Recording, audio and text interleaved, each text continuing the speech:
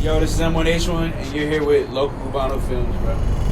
So let's get straight off the bat. What have you been up to in Orlando during this quarantine? Straight up, I just been pretty much making music, just recording this Welcome To The Horde album that's about to come out very soon, pretty much. It's recording, pretty much, so it's going to be crazy. How many songs do you have on this? It's 16 tracks. 16 tracks? 16 tracks, yeah. Okay. How long have you been working on it? I've been working on Welcome To The Horde for, I want to say, 3 months, and then I finished it. So I want to say the beginning of quarantine is when I kind of figured out the idea that I want to do something different, pretty much. All right. Have you been up to any shows or dropping any new singles? Yeah, I just opened up for D Savage, Xavier Wolf, Danny Towers, Smoke Perk. So I mean, I've been pretty much on the opener tour run, pretty much, just trying to gain exposure and shit like that. So Yeah, no, I just saw recently that you were about to drop a single with Danny Towers. Yeah, I'm about to drop a single. It's called Land of the Dark. It's with Danny Towers, so y'all stay tuned for that. It's about to be crazy. Shit, by the time this comes out, it's gonna be lit. It's gonna be everywhere. So. Okay. So, what would you say was your first thought when creating this album? Like, why did you create this album in a sense? I created Welcome To The Horde because I wanted to, of course, do something different. And second, I wanted to finish the story that I started, pretty much. So on M1 for President, it starts out as, people protesting and marching and stuff for me to become president. And then at the end, I finally become president. I'm psyched out. And in this upcoming album, it's going to be a slight twist to the whole entire story, you know what I'm saying? So it's just, I just want to make Welcome To The Horde just to finish off the two concept albums, because they're basically two concept albums. Okay, so you're saying that basically the storyline is still in the same universe? Yeah, it's still in the same exact universe, same exact time. It's just in the same thing, pretty much. So Welcome To The Horde, what's the Horde? Who's the Horde? The Horde is pretty much my fans. Every single one of you guys are my Horde, you know what I'm saying? So, and I'm pretty much the leader of it, it's just a whole bunch of zombies, basically, in the pit, everything, we're just a whole bunch of rock stars. Everybody's the Horde, you know what I'm saying? So. Now, is there one specific song on this project that holds more meaning to you than the rest? That's a good question.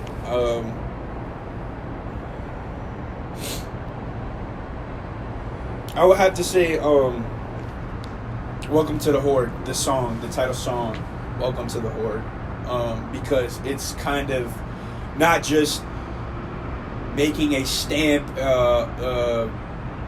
in, the album, pretty much. It's making a stamp in the industry, basically. I'm saying as time to take my throne, which means pretty much time to take my throne in this genre of music, you know what I'm saying? I want to keep the rock star, the trap metal, everything, that's my lane, you know what I'm saying, and nobody can fuck with, pretty much. That's what I'm basically saying. And that song is the most meaningful to me, pretty much. So let's talk about that. You brought up the genre that you want to keep, and you're actually talking about kind of different categories and different genres.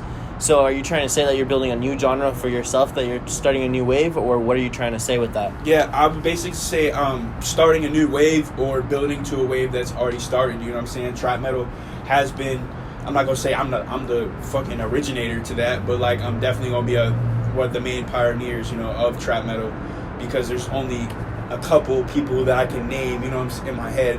But, that's what I'm pretty much here to do, is just take over the trap metal lane and become something big of it, you know what I'm saying? Now, not saying that I can't do nothing else but trap metal. I can do way more stuff that's going to come in the next album, which is basically my debut album, I would say, where I venture off to everywhere else, pretty much. Okay. So for this new album that you're dropping, how many people are you trying to create? You said you're trying to create your own world, but how many people are you trying to bring into this Horde with you? Does that I'm trying to be everyone. If you're not a part of the Horde, it's a problem, basically. And I address it a lot in this album, you know what I'm saying? It's basically just like the Horde or die, pretty much. So, you know, I'm just going to use this bitch. I don't care. But it's pretty much the Horde or die, pretty much. If you're not a part of the squad, you know, then we got problems. That's it. So the Horde is family. The Horde is family, exactly. Okay. So just to backtrack to what we were talking about earlier, when you're talking about how you're creating this new universe, the M1 for President is in the same universe. Yeah. Is this an idea that you want to keep going on throughout your fan base throughout time, or is this going to be like a 2-project thing? Yeah, this is only a 2-project thing. So pretty much after this album, it kind of ends that whole M1 for President universe, that whole story pretty much of those 2 concepts. Now, I'm not saying that I'm not going to make another concept album. Yes, I will, and it will actually be more in depth. I'm not going to say too much on it, but it's going to come very soon, you know what I'm saying? But yeah, that's the end of the series pretty much. So. All right. And would you say there's any Easter eggs in the album that you won't talk about that you just want your fans to figure out? Yeah, so I made it very easy for the fans to figure out what they like, you know what I'm saying? Because a lot of things, especially with an artist, you know, it's very hard to figure out what fans like. So I'm basically making a Demon King M1, basically, which is all my rage stuff, everything that is rock orientated or punk, anything, a Demon King M1, and then there's going to be like a album M1, like a mainstream M1, but that's going to come later on in time. But I'm making pretty much the fan base stay together, of course, for now, but soon I know it's going to divide, because once you go mainstream, you know, every artist knows that it is going to divide, but I'm just making that stamp right now, pretty much. All right. And then now for your future collaborations and your future workings, is there anyone that you may be excited that you are full to disclose that to work with? Tyler Yahweh, that's a fun collabs that I did. And more to come. That's all I can say pretty much. So, yeah. You sure you don't want to give us a little bit more?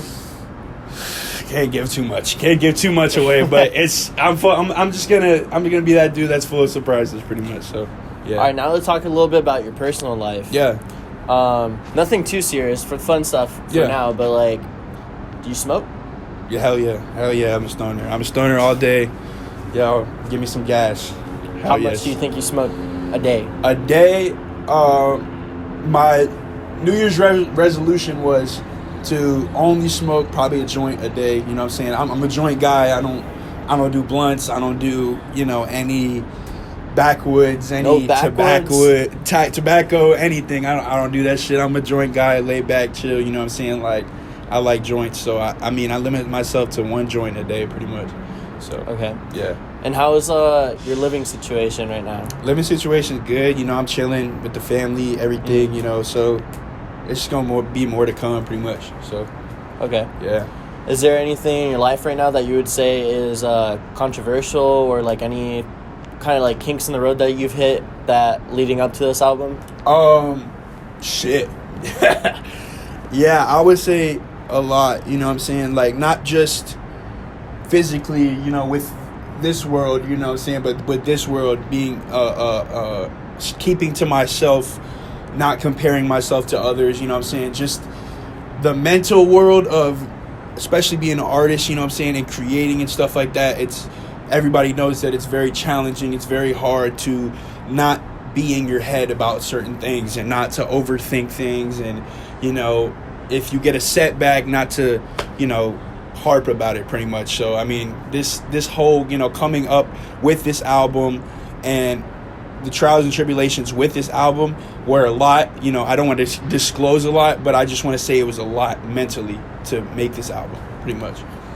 So talking a little bit more about that, how do you feel about either mental health overall and mental health in the music industry and for artists? Mental health in the music industry and mental health for artists should be like the main priority. You know what I'm saying? The artist has nothing else but to make stuff from their head. So of course, if that main mechanism of, the brain is working 100% all the time, being creative, there's going to be one, since we're imperfect, there's going to be one thing that's going to set us back, and that's going to be ourselves, pretty much 100%. You know what I'm saying? It's going to be like that one doubt that's just like, well, I don't think you should go that way, or, well, I don't think you should put this bar here, and it's just so much. So I really think every artist should get a therapist, or, every artist should have someone other than themselves to talk to. So basically, yeah. And just to add on a little bit more to that, just how would you say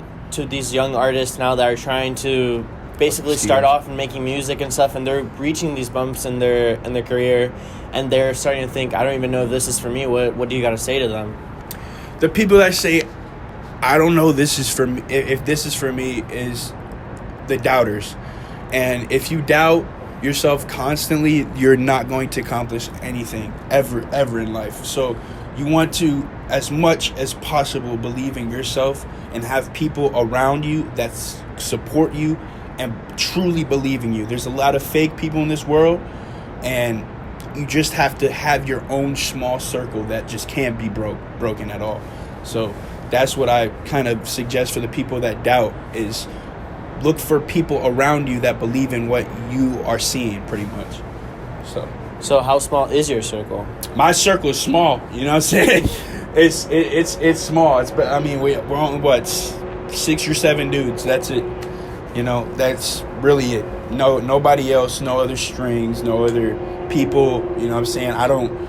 When I travel, you know what I'm saying, I travel with those 6 or 7 dudes. You know what I'm saying? I'm not traveling with 30 dudes just because they grew up with me, or they just want to hang out and shit like that. I don't rock that way. I rock with people that want to work and want to build pretty much their dreams and also mine. So that's what I want to do. Okay, and is there any, do you guys call yourself anything, or? The Congregation Entertainment is coming for every label. So just know that the Congregation Entertainment is coming for every label. We will be one of the biggest labels coming very soon. And we heard it here first, guys. Just know that. DC? Yes, sir. All right. So just now to move on to other questions, what would you say is one of the best freestylers out there right now? Right now, I don't know, because I don't pay attention to most of what everybody's going on. Everybody's got going on and stuff like that. But R.I.P. Juice WRLD was the greatest freestyler of all time. So yeah, just know that. R.I.P. Juice. R.I.P. Juice for real, bro. I get so much comparisons to them. So much, bro, to Juice because of my hair and shit like that. But he would have been a brother for sure. For sure, he was one of the genuine artists out there. For real. All right, so what are your goals for the end of this year? The end of this year is to either be a part of or beyond one, you know what I'm saying, a part of Rolling Loud or any festival that exists this year because, of COVID and stuff going on. So I really don't care if it's a Twitch stream or if it's a actual live show, which would be better, you know what I'm saying? But I understand the world and how the world works. I would definitely want that. I actually want a plaque this year, bro. I really want a plaque. I really believe that I can get a gold record at least this year. I really believe that can happen, you know what I'm saying? So hopefully after this album drops, y'all go run it up and we make the Horde bigger than what it is right now, you know what I'm saying? So I just hope for a plaque and pretty much be on the festivals, any festivals. All right. And we've kind of touched base on it a couple times about coronavirus, COVID-19. Everyone's calling it something else. Yeah. But how has coronavirus affected you and your music and your label? What has it been a blessing? Has it been a curse? Has it been both? I would say it's a blessing and a curse. Because it's a blessing because... there's so many fucking mosquitoes out here. But it's a blessing because... of what it has done for me mentally, I wouldn't have made this album if COVID-19 never happened. You know what I'm saying? So I'm blessed for that. You know, the cursed part of it is of course the shows. One of my strong suits is performing. So, you know, I always want to perform, and that's another version of my therapy pretty much, is performing, especially in front of everybody, you know what I'm saying, that comes out and shows support and stuff like that. But that's pretty much it. Like, it's just been a blessing mentally, but physically, that's where it's been a curse. Yeah. Okay. So that's understandable. Yeah. And even more current events, a lot has been going on in our country. Yeah. Social division, political division, racial division. Is there anything you want to talk about?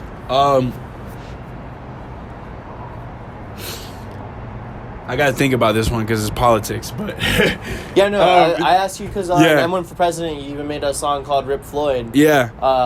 And I was like, it wasn't the start of everything that's been going on in our country, but it was a very key point and turning point in our nation. Yeah. And even recently with the Capitol invasion. Yeah, so basically where I stand on it is that I believe that everyone should be treated how they want to be treated. You know what I'm saying? I want to believe that everyone is equal and stuff like that, that we shouldn't be judging each other, especially because of race. And it's just it's a lot, you know what I'm saying? It's a lot to deal with, and especially a lot to speak about, you know what I'm saying? Because it's so sensitive, especially in America now, you know what I'm saying? It's very sensitive on certain topics and stuff like that. But the R.I.P. Floyd thing, I believe it was a moment for change, you know what I'm saying? And it's not just because of that event and stuff like that, but it was because what led up to that event, you know what I'm saying? What made it so much powerful, you know, more powerful, is all the pretty much police violence and all the other stuff that was going on up to the George Floyd passing and stuff like that. It hit me because it's like, you know, I am a black man. I understand what, you know, we go through. I also understand what the white people go through because I am white too, and that shocks a lot of people that don't know me, you know what I'm saying? So it's like I understand both sides. I understand what needs to be changed on both sides. So, you know, I try not to talk about it, you know what I'm saying? So yeah, but I understand both sides. So pretty much you're saying it's just something that people are just gonna have to come together and kind of like talk. Pretty much come together, talk, and become equal. Like, you know, we don't need to fight over color, bro. It's stupid, to be honest. Yeah. So, where are we right now? Right now? Yeah. Oh, we at the studio, pretty much, in Orlando, downtown, looking at the view, pretty much. Mixing the album today and hopefully turning it in, bro. So. All right. So, I'm gonna ask you one final question. Yeah. And we're going to go ahead and wrap up the interview. All right, bet. I've enjoyed talking to you, M1H1. Yeah, you too, bro. You too. Yeah, everyone can follow him on Instagram at M1H1 407. Yes, sir. You can find me at Loco Cubano Films. Yes, sir. All right, so this last question is, what's the last thing that you want to tell your fans that's going to help them understand you and move on in life?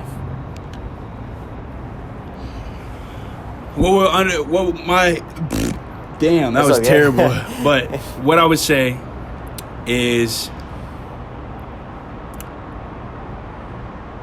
always have a hope and always have a message. And that's not coming from a fucking marketing standpoint for you to get my name and all this other shit. No, but I actually live by that because, you know, the hope is for each and every one of you guys to have the greatest life possible. So go out and live it. You know, today is your last day. That's how you should be living and stuff like that.